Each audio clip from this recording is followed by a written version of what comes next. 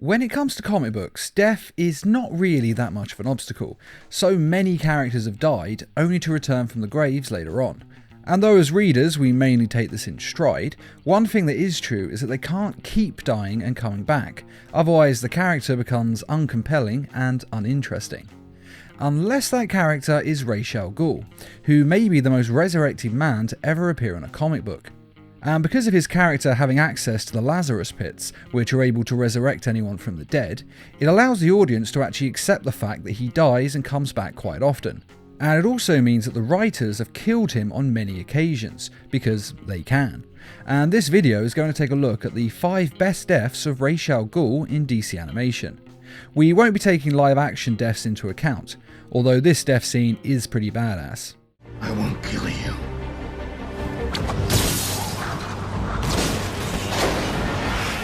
But I don't have to save you.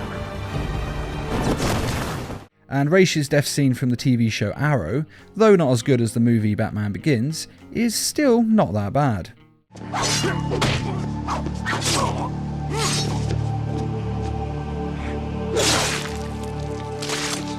But this list will focus solely on animation, and with that out of the way, let's begin. Number 5. Young Justice. The show Young Justice has a rather strong cult following, and is getting a new 3rd season that is set to be released in 2019 on DC's new streaming service. But back towards the end of the 2nd season, there is a summit of the bad guys, namely the Reach and the Light, and the good guys attack the summit and an all-out fight ensues.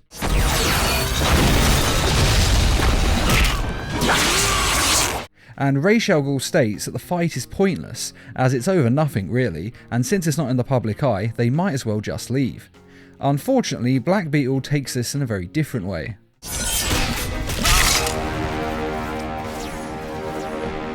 And this death is rather great because the characters involved in this episode are, for the most part, reoccurring ones, who are needed for the next season of the show. But the death of one of the bad guys makes the fight so much more dramatic, and at the same time reminds us all of the loyalty of Ra's al Ghul's warriors, and that he has the resurrecting Lazarus pits. The Master will be resurrected! And one thing I love about this show, Young Justice, is the slight reimaginings of certain characters. And I think the Young Justice's version of Ra's al Ghul is incredibly different to other versions, as Ra's is calmer, less egotistical, and patiently builds large plans over long periods of time, which is actually what you would expect from a man who is functionally immortal and has lived for centuries. And when you've lived for centuries, I imagine that long-term planning is probably an essential. Number 4. Arkham City. In the video game Batman Arkham City, it is revealed that the money and power behind the giant inner city prison came from Ra's al Ghul and the League of Assassins. Hugo Strange may have been in charge of the whole operation, but he was just a puppet, and when his usefulness comes to an end, Ra's al Ghul disposes of him. Strange!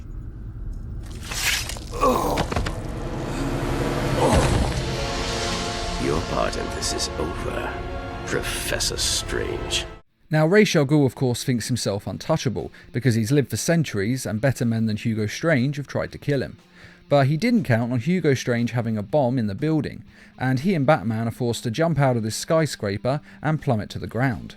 And Batman does actually try to save Ra's, but so savage is Ra's al Ghul that he stabs his own sword through his own body, killing himself just to hit Batman with the sword and kill him. Of course, Batman saw this coming as he knows the type of man Ra's al Ghul is, but even still, that is impressive levels of conviction and stupidity. True, he knows that the League of Assassins will salvage his body and bring him back to life, but it does still take a lot of guts to do what he does. And I say it's also kind of stupid because killing yourself even though you can come back is still kind of dumb, and it does actually help the audience understand why the Lazarus pits stopped working on him so well. And this death is great because of this brutal conviction that Ra's displays, and because it sums up Ra's al Ghul perfectly.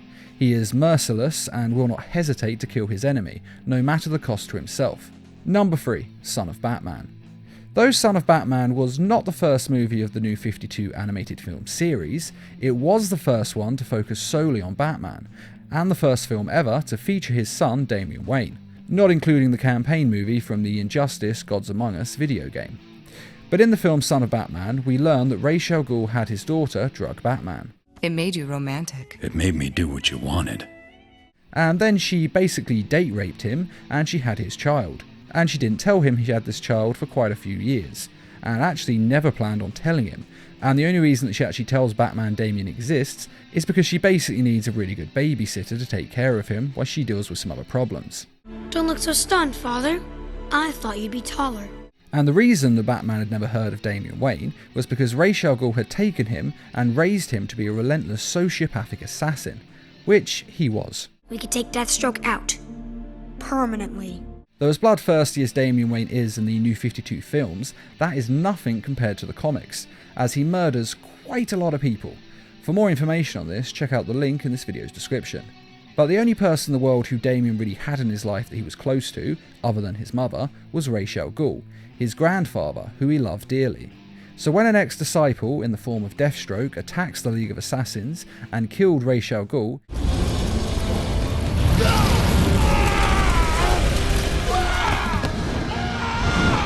it was very painful for Damian. And it was also strange for the audience of the film, because we were used to Ra's al Ghul just dying whenever and getting in a Lazarus pit and coming back to life. He's cheated death so many times, it's hard to accept that he failed to escape this time. But in this version of the character, they decided that the Lazarus pits could heal a person and keep them young for quite a long time, but they couldn't resurrect them, even if they'd only just died. So not only was this Ra's al Ghul's first appearance in the New 52 films, but it was also his last, as he was dead forever, as his Lazarus pits could never bring him back. Or at least that's what we all thought until the release of the film Justice League vs Teen Titans. In the film, Damian Wayne joins the Teen Titans, and they band together to stop Teen Titan Raven's dad, a demon called Trigon, from destroying the world. And while on this quest, they have to travel to a hell dimension to stop him. And while there, they come across Ra's al Ghul. And it's revealed that Ra's had been resurrected by Trigon, and that the Lazarus pits had actually been placed on Earth by Trigon as well. And Ra's al Ghul had pledged to serve Trigon in return for being brought back to life. And he wanted Damian Wayne to join them, and finally fulfill his destiny of taking over the world with Ra's al Ghul by his side. Now, this is a difficult moment for Damian, but having got some distance from Ra's al Ghul, Damian's begun to see that he was not the great man he had always believed him to be. He kept you isolated, dependent, told you everyone was your enemy. Believe me, I know. And so Damian rejected Ra's offer and instead sided with the Teen Titans, as he finally saw through the lies and half-truths of Ra's al Ghul's philosophy on life. Now, with that being said, a more cynical man would say that Damian would of course join Ra's al Ghul if he had made this offer, because he'd even been saying in this very same film that Ra's al Ghul was a great man. He was a great man. We were going to make the world stronger, better. We were going to rule it together. And all that's happened in this film to help change his mind is that he and the Titans, who are a group of people that he seems to despise... Welcome, Damian.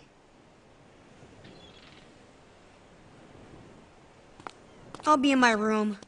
...have gone to a carnival together. And that's it, really. Now, this doesn't really seem like enough time for them to form a strong bond.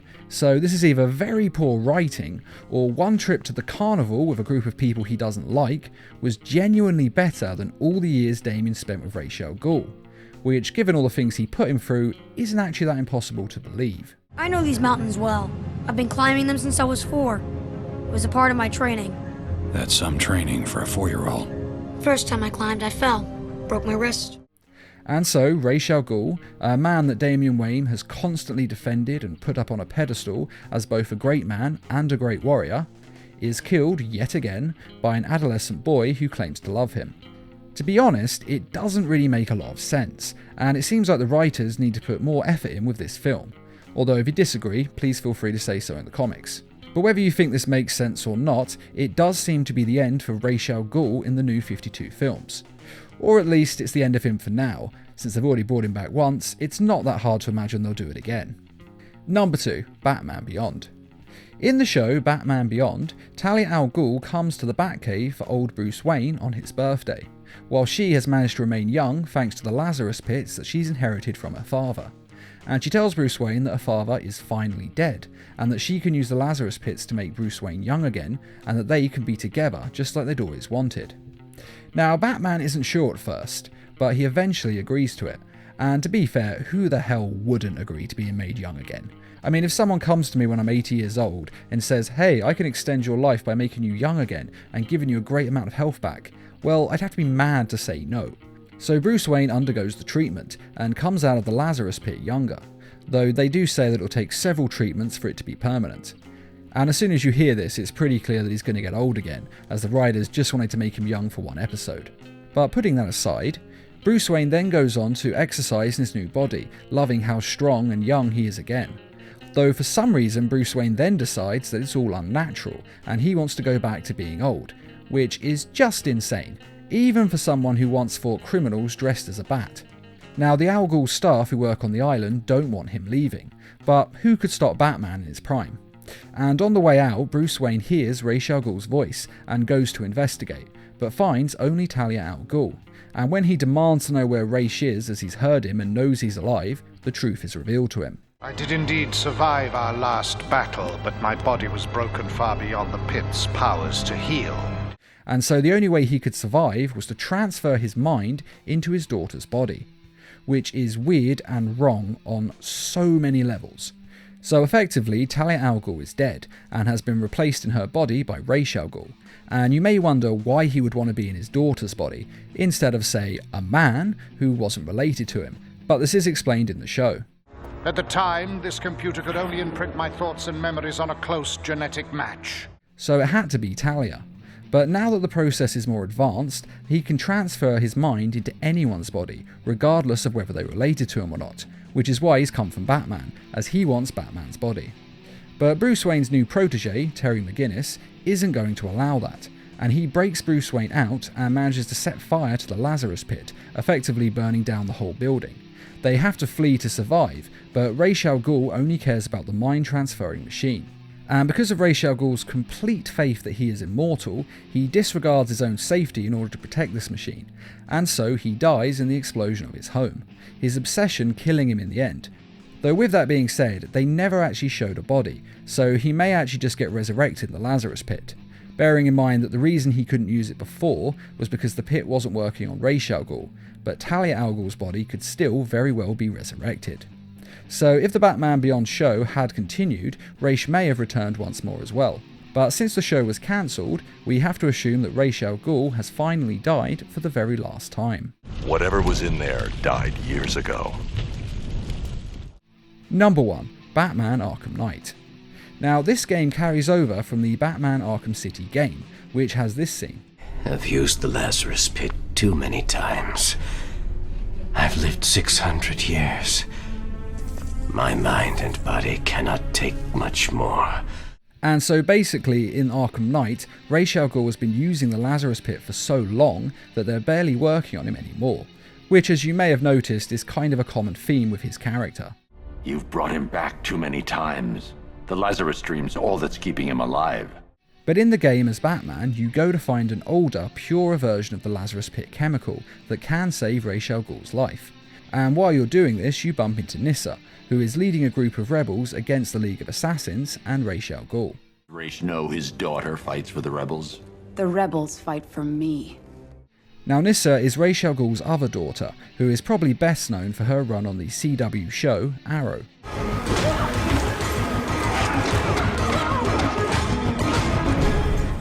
But even though Nyssa destroys the purer, more older version of the Lazarus pit chemical, Batman still manages to take a sample of the chemical, which means he can save Ra's al Ghul's life.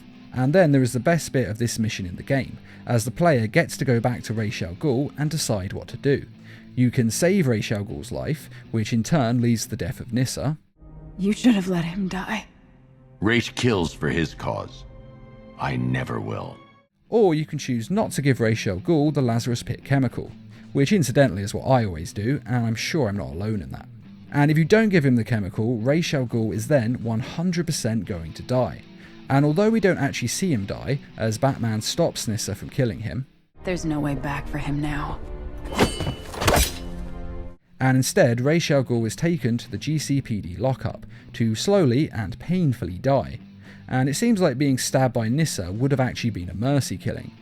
Although since Ra's al Ghul is a mass murdering monster, it's hard to feel too guilty about that. And I think this is the best death of Ra's al Ghul in part because the player gets to choose whether he lives or dies. but mainly because it works so well as a concept. You see, as I've been saying, Ra's al Ghul has been cheating death for centuries, and this resonates with fans because it deals with one of the most basic human fears, our own lives ending, and no one wants to grow old and no one wants to die. But no one can cheat death forever. We all die eventually, as there is only so much modern medicine can do. And that's what the Lazarus Pits are, just extremely good medicine. And I love the idea that basically Ra's al Ghul just dies of old age and a lack of any new medical advances involving his Lazarus Pits. Which, although we don't actually have Lazarus Pits in the real world, is pretty much how all of us are going to die in the end. As most of us will eventually end up in hospitals, and the doctors there will do what they can, but they can't perform miracles. Ra's al Ghul also becomes a symbol of why we shouldn't live forever, because he has used the Lazarus Pits too many times, and it's left his mind more and more corrupted as the years have gone by. And although when he gets to the end he is still technically speaking alive, he is not living, and his brain is rotten from the Lazarus Pits. And that zombie no longer knows his own name, or the day of the week, or that his other daughter died. With that being said, death is a scary concept, and when we actually get there and are about to die, we will all fight tooth and nail to live on. Which is what makes Ra's al Ghul's character so compelling, because he is the representative of humanity's will to survive. But ultimately, all good things must come to an end. And the last great thing about this death is when Ra's al Ghul gives the final insult to Batman in the form of a compliment. Detective. Proud of you. Which is really the worst thing he could have said to Batman, and I've no doubt that that line went on to haunt him in the future. And that is the list of Ra's al Ghul's 5 best deaths. Which was your personal favourite death? And are there any other deaths of Ra's al Ghul that have happened over the years that you think should have been on this list? Be sure to let us know in the comments, and I'd just like to say a quick thank you to those who made this video possible by donating to the Needle Mouse Productions page on Patreon. And as always, thanks for watching, and feel free to subscribe, share, like, and comment.